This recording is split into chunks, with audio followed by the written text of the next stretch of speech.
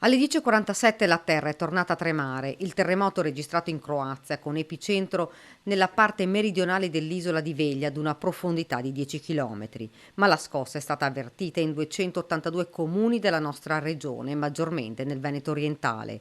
La magnitudo stimata è pari a 5,0. A Trieste diverse persone hanno lasciato gli edifici e si sono riversate in strada, tanta la paura, numerose le chiamate al centralino dei vigili del fuoco.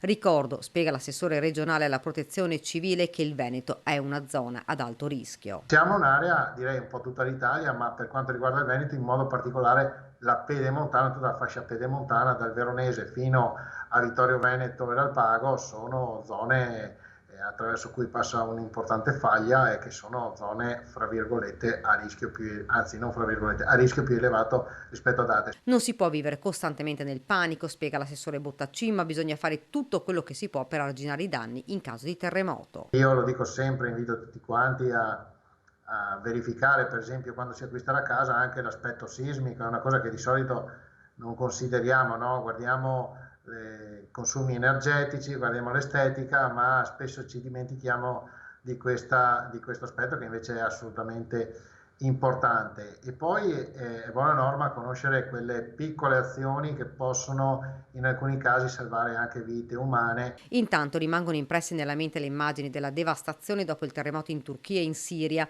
Dal Veneto gli aiuti sono già partiti. Noi ci muoviamo all'interno di un'organizzazione internazionale, continua Bottaccin, perché è l'Europa che sta gestendo gli aiuti. L'altro ieri siamo stati allertati. Abbiamo messo in campo una serie di aiuti che riguardano aspetti prevalentemente logistici e quindi letti piuttosto che moduli bagno, piuttosto che gruppi elettrogeni per la produzione di energia elettrica ed altri elementi simili a questo.